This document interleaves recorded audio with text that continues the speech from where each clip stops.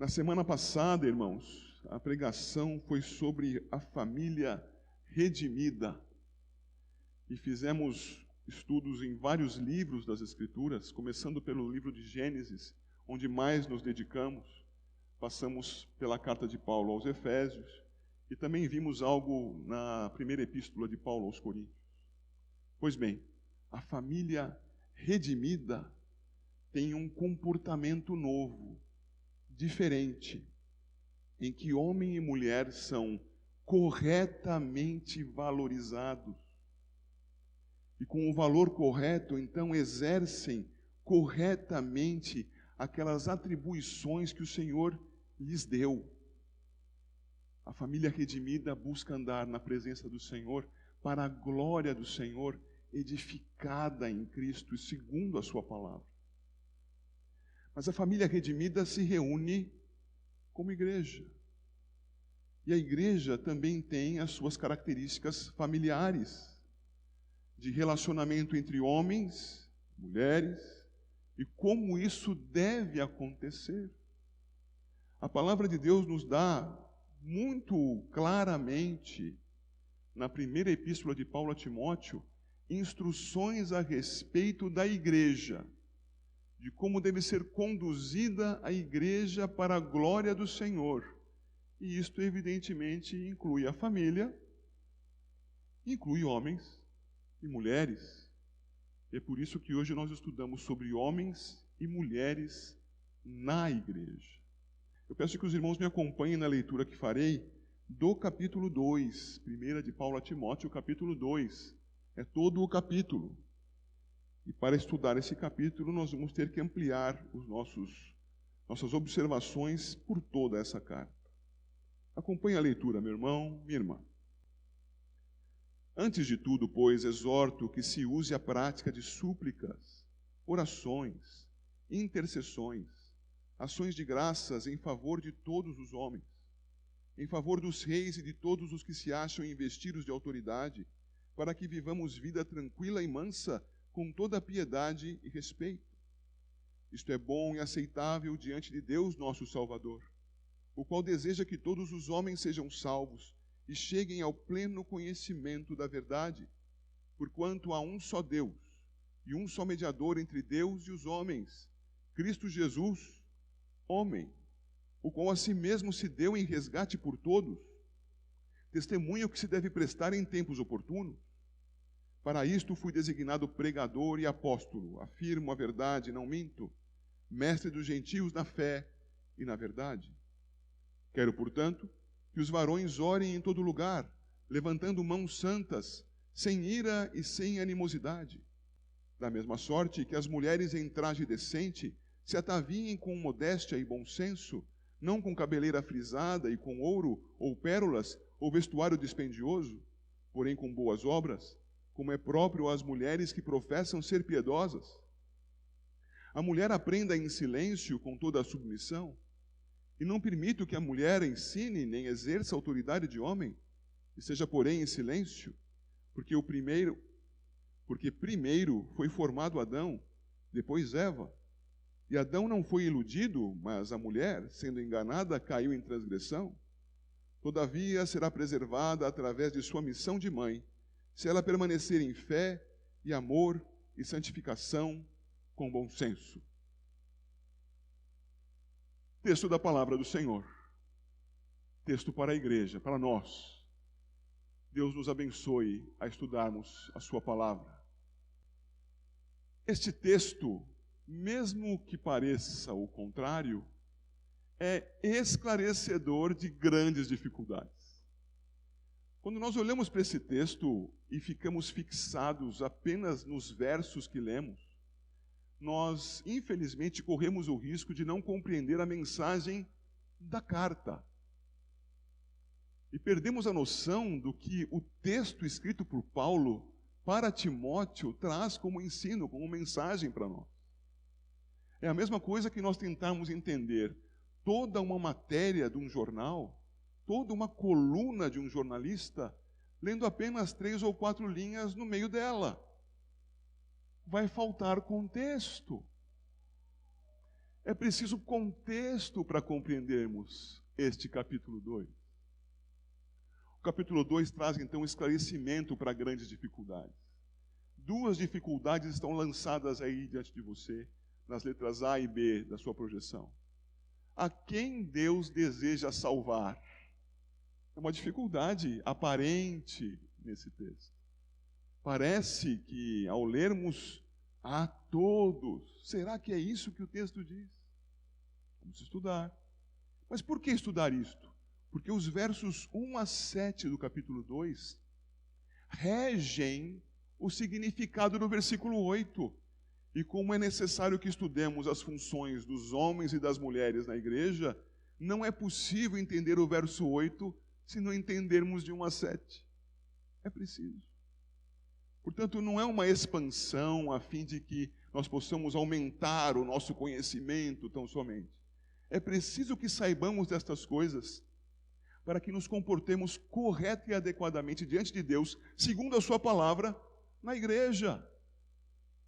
Outra coisa, atribuições gerais aos cristãos.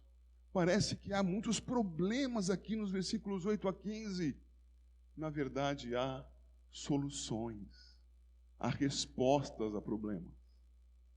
Eu preciso que você, meu irmão, você, minha irmã, igreja presente aqui, atente para as Escrituras, para que juntos nós desvendemos isto que parece ser tão difícil para a nossa edificação e para a glória do Senhor. Primeiro, é preciso que nós observemos que a epístola, um dos últimos textos escritos pelo apóstolo Paulo, tem um propósito. Paulo não acordou uma manhã pensando assim, puxa, estou querendo escrever alguma coisa, o que será? Vou escrever o que me der na cabeça. Não, não foi assim. Havia uma situação enfrentada por Timóteo numa igreja, a igreja na cidade de Éfeso. Timóteo havia sido deixado lá para colocar em ordem algumas coisas. Ora, se algumas coisas precisavam ser colocadas em ordem, é porque elas estavam desordenadas, desorganizadas. Ele então coloca Timóteo naquele local e o instrui por meio da carta. A carta é instrutiva. E a carta, para fazer sentido, precisa ser totalmente lida. Não temos todo esse tempo aqui. Eu quero que você, por favor, guarde tempo para isso. Por favor, faça isso, irmão. Guarde tempo para ler em casa.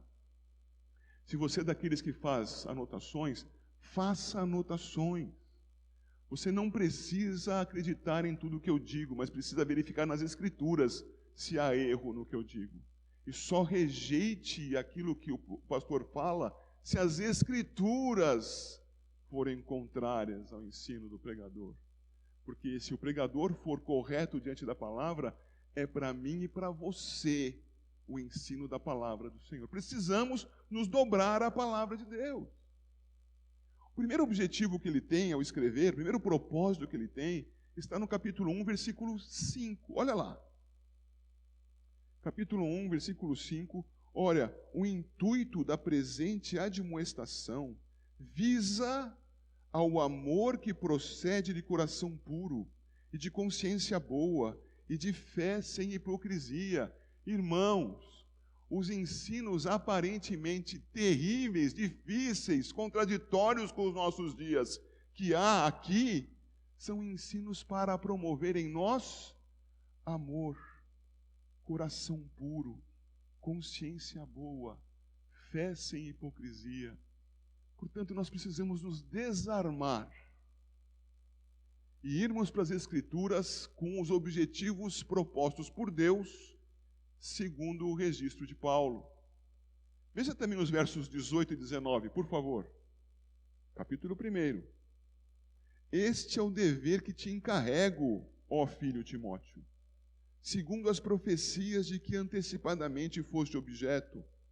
Combate, firmado nelas, o bom combate, mantendo fé e boa consciência, porquanto alguns, tendo rejeitado a boa consciência, vieram a naufragar na fé. Qual é o propósito? Timóteo, prossegue no teu trabalho. Timóteo, as coisas estão desorganizadas. Existe muito trabalho a ser feito. Não esmoreça, meu irmão. Prossegue combatendo o bom combate. Mantenha a fé e a boa consciência. Haverá aqueles que vão rejeitar a boa consciência. Haverá aqueles que vão naufragar na fé. Timóteo, não seja um deles. Segue firme, meu irmão. Percebe o propósito da carta? Instruir o ministro.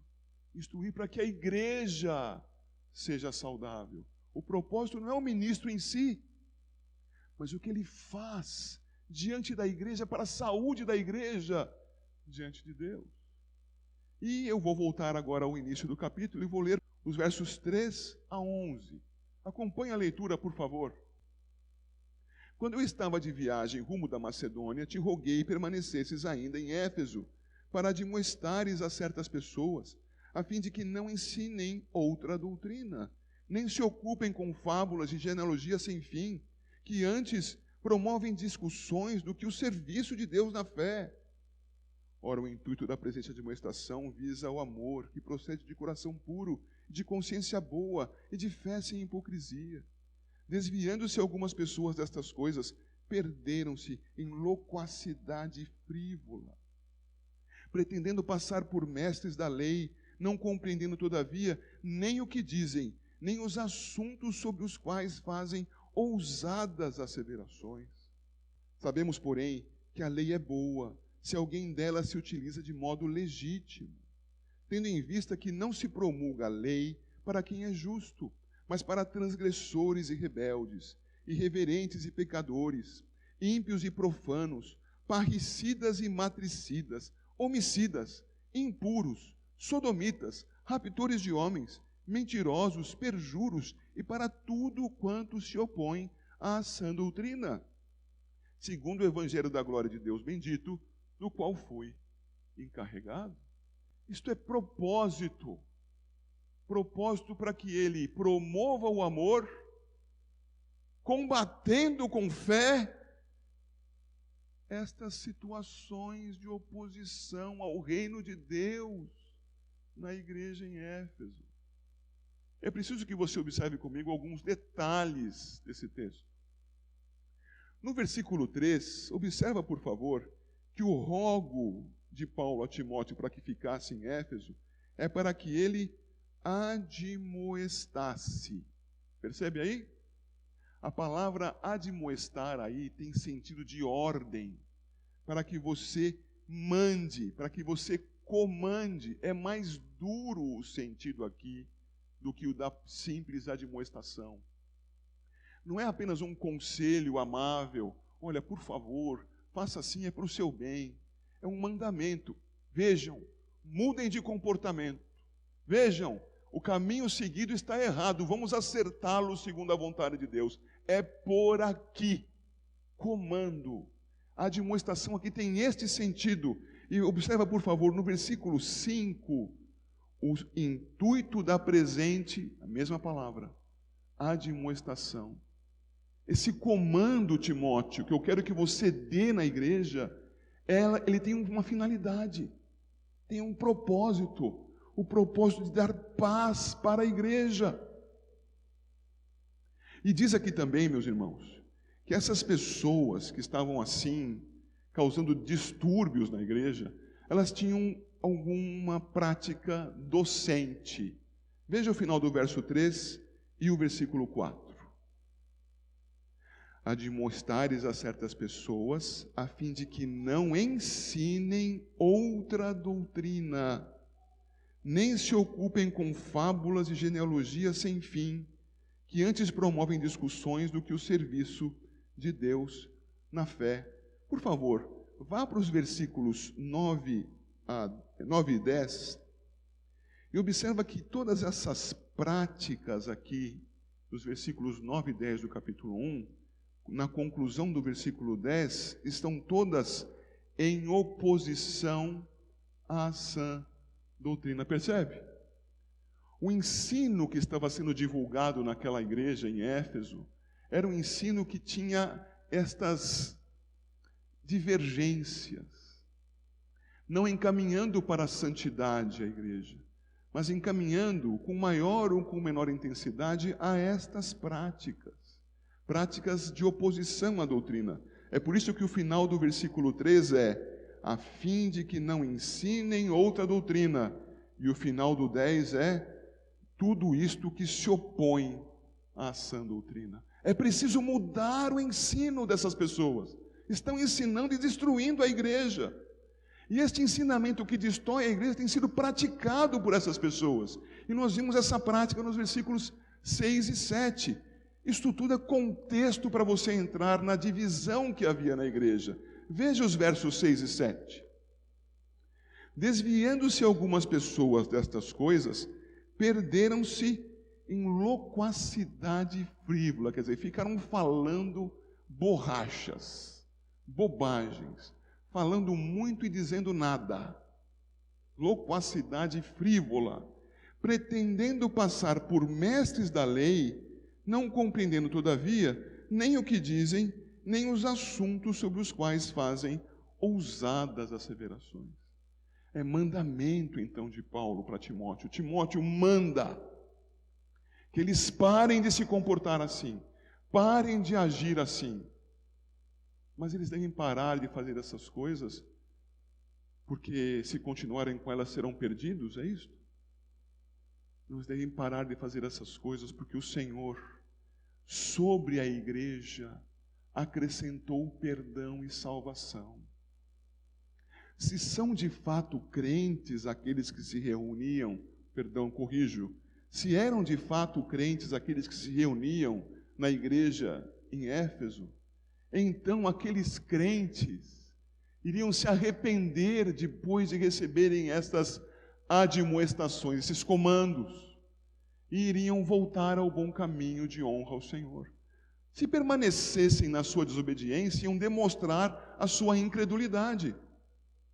Mas arrependendo-se sob o chamado, sim, iriam caminhar com a graça de Deus, demonstrando terem sido redimidos.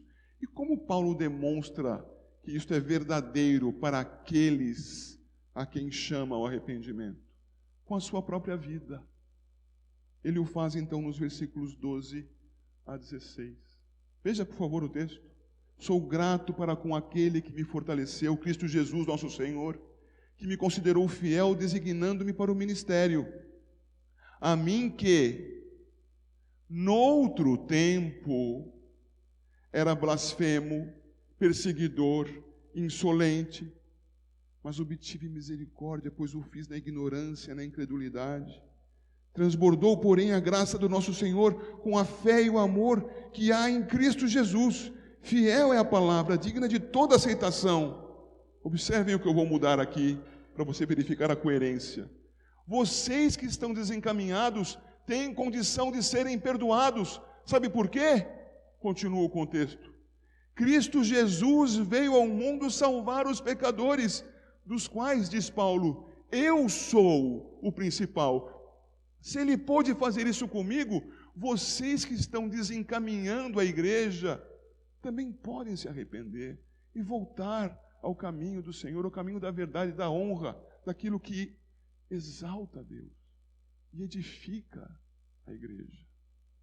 Paulo está ensinando Timóteo que o grupo, a igreja que ele pastoreava, tinha, na verdade, uma divisão interna muito radical, terrível, e que Timóteo deveria, então, trabalhar para pacificar. No capítulo 2, nós vamos observar que há deveres para os homens. E eu começo a ver no capítulo 2 o dever do homem pelo versículo 8. Versículo 8 diz: quero, portanto, que os varões orem em todo lugar, levantando mãos santas, sem ira e sem animosidade. Meus irmãos, do que fala Paulo aos homens aqui? Que eles orem? É este o ponto? Mas esse versículo 8 tem no seu início uma construção que liga o seu conteúdo com o que vem antes. Quero, portanto. A função básica do homem no meio da igreja é da oração. Quero, portanto, que os varões orem em todo lugar. Orem em todo lugar? Mas pelo quê? Eis aí a necessidade de vermos os versículos 1 a 7. Nos versículos 1 a 7, nós temos um ensinamento a respeito dos temas de oração dos homens. Alguns, ao lerem os versos 1 a 7, vão pensar que este texto ensina sobre o universalismo, que todos serão salvos, porque esta é a vontade de Deus. Não é isso que aparece ali? No versículo 3, é bom e aceitável diante de Deus nosso Salvador, o qual deseja que todos os homens sejam salvos. Alguns vão interpretar esse texto da maneira universalista. Ora, o que é que Deus quer que não acontece? Você vai para a Epístola de Paulo aos Romanos, capítulo 9, versículo 19, existe ali uma pergunta retórica. Ora, mas com que se irrita ele então? Pois quem jamais resistiu à sua vontade? Se o texto aqui diz para nós que Deus quer que todos sejam salvos, o que acontecerá? Se fosse este o ensino do texto, todos seriam salvos. Portanto, a leitura parcial do texto nos conduz para isto, e nós estamos pensando nesse momento sobre a função masculina na igreja de orar. Então nós vamos orar porque Deus quer que todos sejam salvos. Esta é a visão universalista. Muitos reformados têm uma segunda visão. A visão que vai trabalhar com todos os homens como sendo exemplificados no versículo 2. Todos os homens, a favor dos reis, dos que acham investidos de autoridade, e com base nessas duas linhas aqui da minha tradução, eles então interpretam que todos os homens significa gente de todas as origens. Deus quer salvar gente de todas as origens. Embora isso seja verdade, esta não é exatamente a mensagem do texto. Pois você pode observar que a intercessão que deve ser feita por reis e por todos os que estão investidos de autoridade, não tem no texto a finalidade da sua salvação. Olhe para o texto. Por que a intercessão deve ser feita por reis e por pessoas investidas de autoridade? O que diz o texto no versículo 2? A fim de que, para que nós, igreja, vivamos vida tranquila e mansa com toda piedade e respeito. Portanto, essa maneira de interpretar, muito comum entre os reformados, embora encontre amparo em vários textos nas Escrituras, devemos interceder por todos, porque dentre todos haverá muitos salvos. O contexto da carta nos fala que devemos interceder em favor da paz na igreja. O homem tem a missão de orar, de se comportar na igreja em favor da sua paz. Não qualquer paz, uma paz conforme a sã doutrina. Uma paz segundo a palavra de Deus. Uma paz de edificação da igreja. E por que eu lhes digo isto? Lhes digo isto porque no versículo 1 do capítulo 2, em favor de todos os homens, e no versículo 4 do capítulo 2, que deseja que todos os homens, guarde isso com você, tome nota. Ele se refere a todos os integrantes da igreja de Éfeso, que estando em litígio, em divisão interna, apesar dos pecados de alguns ali, ainda havia, por causa da fidelidade de Deus, salvação àquelas pessoas que se arrependessem, que em oração fossem então novas criaturas de fato, nas suas ações, não mais ensinando falsas doutrinas, mas a palavra do Senhor, conforme transmitida pelos apóstolos. A missão do homem era orar.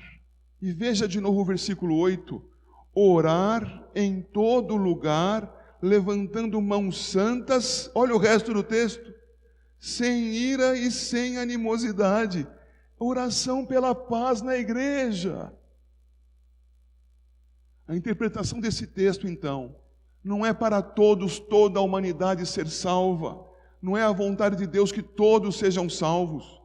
Também nesse texto, o interesse desse texto em particular, não é quanto à salvação de gente de todas as origens, embora isso seja verdadeiro, não é o que esse texto diz. Esse texto diz para que todos sejam salvos. Essa é a vontade de Deus. Andemos todos em paz. Igreja, ande na sã doutrina. Homens, orem pelos partidos da igreja, a fim de que estes tenham paz entre si, ao redor de Cristo, para a glória do nosso Senhor. Esses motivos para orar vão incluir, queridos irmãos, toda sorte de pessoas, mas isso está em outros textos. Aqui, o motivo para orar no versículo 2 é a fim de que, por motivos internos, ao redor da doutrina que a igreja vive, e por motivos externos, reis e autoridades que estão ao nosso redor, nós tenhamos paz. A oração é pela paz. Veja o versículo 2. Ore em favor dos reis e de todos os que se acham investidos de autoridade, para que vivamos vida tranquila e mansa, com toda a piedade e respeito. O objetivo da oração não é a salvação de reis ou autoridades nesse texto, mas é paz de origem externa no interior da igreja. Mas há mais missão aí, há a missão de ensinar. A missão de ensinar, ela decorre de uma negativa que vem logo depois, que nós vamos trabalhar a seguir quando falarmos da mulher. Veja, por favor, o texto que fala sobre o ensino da mulher, versículo 12 do capítulo 2. E não permito que a mulher ensine, nem exerça autoridade de homem, esteja, porém, em silêncio. Nós lemos isso e pensamos, mas que homem grosseiro! Como pode falar isso? Bem, nós veremos que há fundamento para isto aqui. Há fundamento nas Escrituras, há fundamento na história da redenção, mas há também um fundamento contextual. Quando no capítulo 1 ele disse que havia pessoas que ensinavam coisas, que desviavam da sã doutrina, certamente Paulo entendia que não eram só homens que faziam isso. Não eram só homens que estavam ensinando o que desviava da verdade. Havia também mulheres fazendo isso. E mulheres que o faziam assumindo a autoridade masculina. E Paulo diz, não admito. Não admito, não pode ser assim. Nós vamos progredir para o entendimento desse trecho. Mas o que nós vemos então é que se a mulher não pode ensinar na igreja, só existe um outro sexo que pode ensinar na igreja. Por exclusão, quem pode ensinar na igreja? O homem. Funções do homem na igreja. Funções como essa que exerço agora diante dos irmãos. Oração, ensino. E você olha para o capítulo 3, que se Deus assim permitir, estudaremos com mais detalhe no próximo domingo. Fiel é a palavra.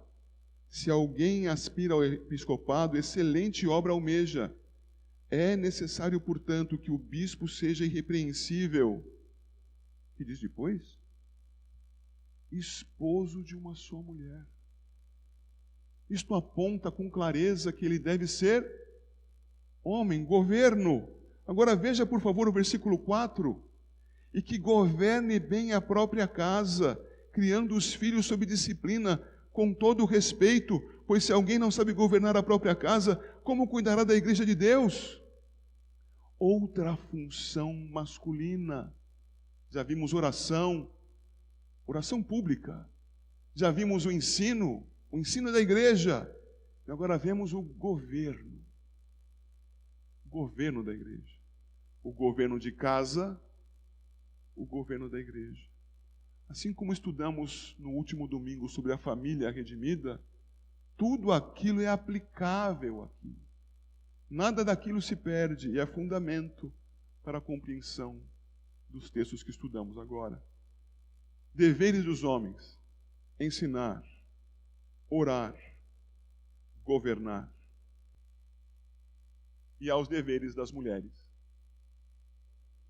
Os deveres das mulheres têm que estar em nossa mente a partir do ensinamento de Gênesis capítulo 2, a partir das conclusões de Efésios capítulo 5, a partir do verso 22. Precisamos ter isso em mente, de que o que está sendo proposto aqui não é uma guerra dos sexos, não é uma divisão entre as pessoas, mas é a atribuição de funções, sem a consideração de capacidades, de competências, de honras, mas de exercício de funções complementares para que haja saúde na família e na igreja. Você se lembra que na semana passada, se você esteve aqui, o exemplo que foi dado foi a respeito da própria Trindade. Quem é maior, o Pai, o Filho ou o Espírito Santo? Essa pergunta não tem sentido, pois é o único Deus. Pai, Filho e Espírito Santo são pessoas iguais, da mesma divindade, o único ser verdadeiro, o único Deus eterno. Logo, quando o Filho se humilha a serviço do Pai, ele não se torna menor. Não é uma diferença essencial, mas funcional. Da mesma maneira, a mulher e o homem. Ao olharmos para o texto e vemos agora os deveres das mulheres, não podemos entender esses deveres como menores que os deveres dos homens, mas apenas como deveres diferentes, de suporte para o exercício do dever masculino. Outra figura foi utilizada no culto na semana passada, do ginásio de esportes, lembra-se disso? Da estrutura que dá suporte ao telhado. Tire a estrutura do telhado e o telhado cai. Mas para que estrutura de telhado sem telhado? São complementares. A mulher é a auxiliadora idônea do homem. Isso tem que estar em nossa mente ao olharmos para o texto a partir do seu versículo 9. Quais são os deveres das mulheres? Observa que Paulo, da mesma forma, assim como ele quer que os homens orem pela paz, caminhando em santidade, ele também quer que as mulheres, observe, em traje decente, se ataviem, quer dizer, se arrumem com modéstia, com bom senso, não com a cabeleira frisada e com ouro ou pérolas, ou vestuário dispendioso, isto é, que a mulher, sim, tenha seus cuidados, mas cuidados que não sejam para que ela se transforme um enfeite onde quer que passe. Para que ela se torne um chamariz por onde quer que passe. Que a mulher, sim, se cuide, mas se cuide com modéstia, de maneira discreta. E faça isso com uma finalidade maior.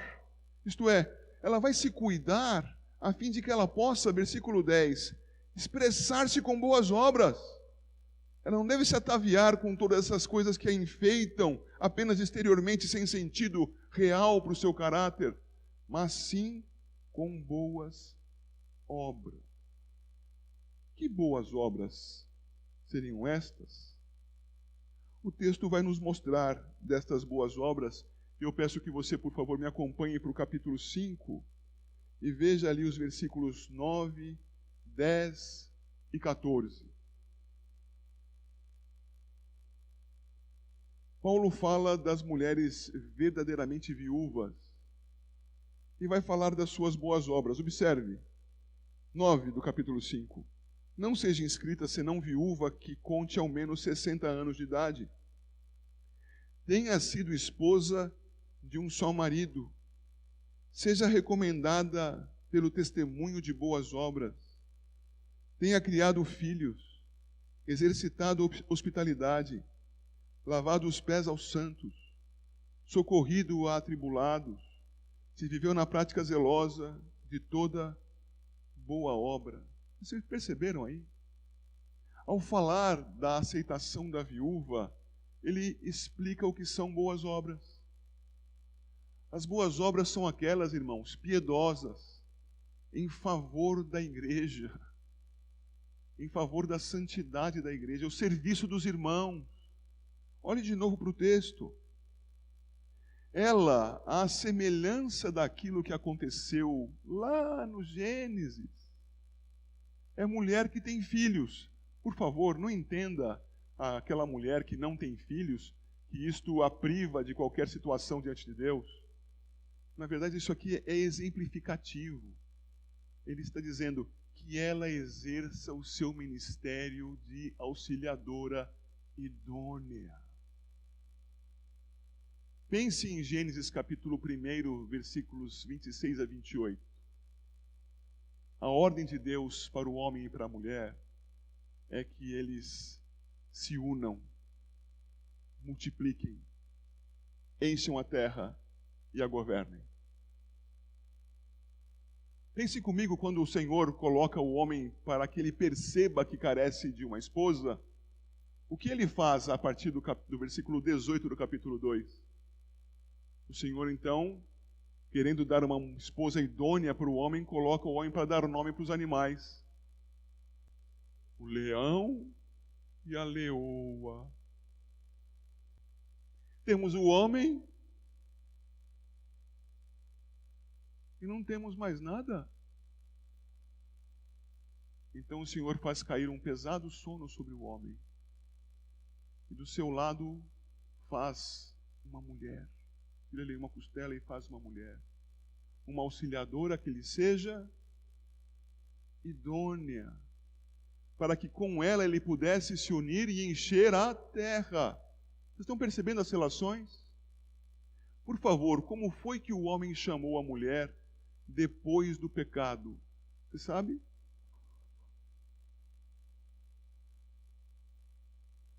A relação de união para encher a terra foi preservada. E a mulher então foi chamada de Eva. Sabe por quê? Mãe de todos os viventes. A função do auxílio idôneo da mulher é tipificada no ter filhos, no cuidar da família, no amparar o homem enquanto ele protege e provê. Ela dá a estrutura familiar. E é o que nós temos aqui. A mulher então exercita suas boas obras neste cuidado, neste zelo, neste amparo. Em casa, sim, na igreja também. Mulher vestida de boas obras é a mulher que cuida da igreja, que zela pela família da igreja. Boas obras. E já falando sobre isso, observei sobre a sua idoneidade original. Vá ao texto novamente, a partir do versículo 13. Ele dizia: a mulher aprende em silêncio, com toda submissão. Isso aqui é uma bronca, porque havia mulheres ensinando e usurpando a autoridade masculina. Da mesma forma, o versículo 12, e então ele fundamenta isso. Porque primeiro foi formado Adão, depois Eva. E Adão não foi iludido, mas a mulher, sendo enganada, caiu em transgressão. Esses dois versos, irmãos, apontam para aquilo que vimos na semana passada, em Gênesis 3, quando a mulher, desguarnecida, desprotegida pelo homem, o homem a deixou só. A mulher então quis se levantar acima da autoridade que já tinha e toma suas decisões sem o homem e come do fruto. E o homem, ao contrário, ao invés de exercer a sua autoridade como Deus lhe concedera e atribuíra, ele se submete à mulher, então ele come do fruto que ela lhe dá e fica consagrada à queda. O que o Senhor está dizendo aqui para nós é que mulher, lá na origem, pecou por querer assumir uma posição que não era a sua. Logo é necessário que ela assuma, como mulher redimida, a sua posição na família e na igreja. Assim, olhe de novo, por favor, para o 3a. A mulher poderá ensinar? Poderá ensinar. E ela ensinará sob a autoridade masculina, no seu governo, aqueles que compõem a família da fé e que podem estar sob a sua autoridade.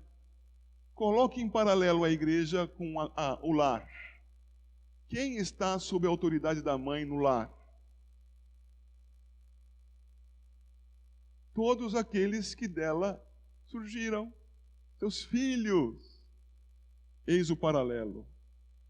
A mãe, então, ela tem a sua função na igreja, em paralelo à sua função em casa, no cuidado dos filhos, no ensino dos pequenos, no ensino dos adolescentes e até mesmo dos jovens, que ainda não tendo atingido a sua maturidade, devem submeter-se à mulher. Como será com os homens mais velhos? Com os homens que já assumiram posição de autoridade no meio da igreja? Já não estarão mais sob os ensinos da mulher, porque ela, sob a autoridade, agora continua com seu trabalho precioso de educação dos mais jovens. Alguns vão dizer que esta é uma função menor.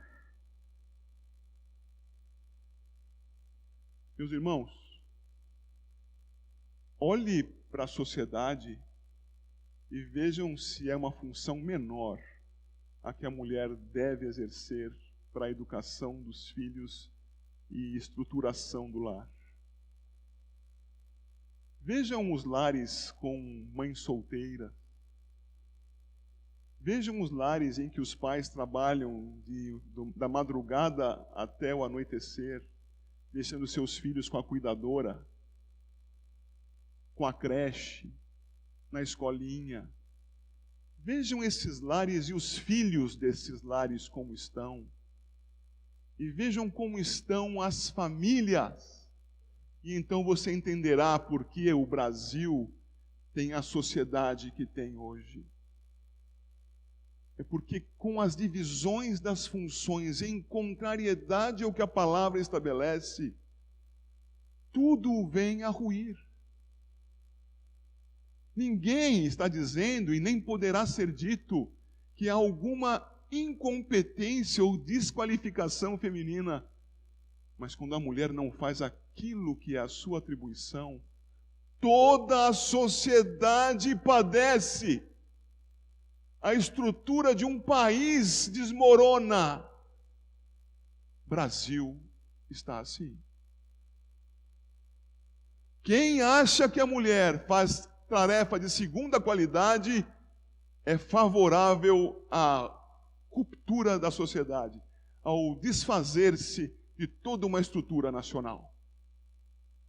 Quem valoriza a mulher, valoriza a família, valoriza a igreja, valoriza a estabilidade de uma sociedade, porque é na estrutura que a mulher dá que o homem pode fazer provisão e proteção.